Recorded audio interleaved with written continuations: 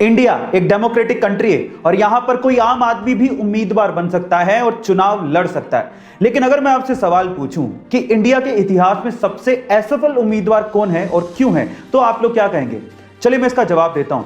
India के इतिहास में सबसे असफल उम्मीदवार तमिलनाडु के डॉक्टर के पद्मराजन हैं, जिन्होंने अब तक लगभग 199 चुनाव लड़े हैं, जिसमें स्थानीय चुनाव से लेके लोकसभा चुनाव तक शामिल हैं। लेकिन वो सभी चुनाव हारे हैं। इनफैक्ट एक बार तो वो राष्ट्रपति चुनाव भी लड़े थे, लेकिन उसमें भी वो हार गए थे। इसलिए उन्हें इंडिया का सबसे असफल उम्मीदवार कहा जाता है। गाइस, आपको ये फैक्ट जान के कैसा लगा कमेंट सेक्शन में जरूर लिखिएगा। इस दुनिया में कोई अमीर है तो कोई गरीब, पर सवाल ये है कि इतना फर्क है क्यों?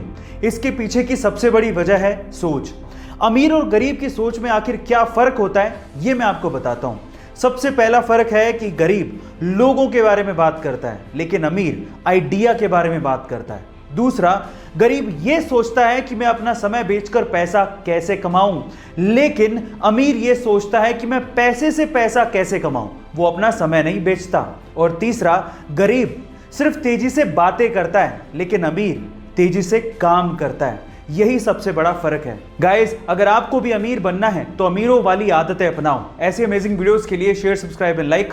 World class vacuum cleaner company में डायसन का नाम आता है, जिसके फाउंडर हैं जेम्स डायसन। लेकिन सक्सेस रातों रात नहीं मिलती। मैं आपकी जानकारी के लिए आपको बता दूं कि डायसन को सिर्फ वैक्यूम क्लीनर का प्रोटोटाइप बनाने में 15 साल का समय लगा और वो कम से कम 5126 बार फेल हुए। 15 साल और 5127 ट्राई के बाद उन्होंने वो वैक्यूम क्लीनर सक्सेसफुली बनाया और आज डायसन कंपनी 70,000 करोड़ की कंपनी है। गाइस, वो कहते हैं ना कि अगर आप कोशिशें नहीं छोड़ते तो एक दिन सफलता आपके कदम जरूर चूमती है।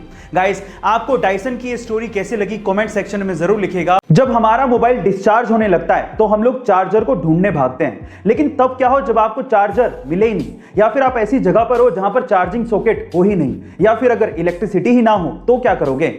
ऐसी प्रॉब्लम का सॉल्यूशन निकाल रही है चाइना की लीडिंग मोबाइल कंपनी Xiaomi, जो कि एक ऐसा डिवाइस बना रही है जिससे सिर्फ आवाज के थ्रू आपका मोबाइल चार्ज हो सकेगा।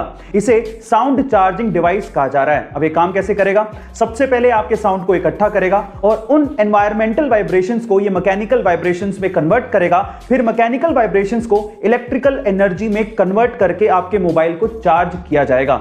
अब सुनने में ये अविश्वसनीय लग रहा है, लेकिन एक्चुअली इस पे काम चल रहा है। गाइस, आपको ये टेक्निकल फैक्ट सुन के कैसा लगा कमेंट सेक्शन में जरूर लिखेगा और ऐसे अमेजिंग वीडियोस के लिए शेयर, सब्सक्राइब एंड लाइक। मिलते हैं अगली वीडियो में।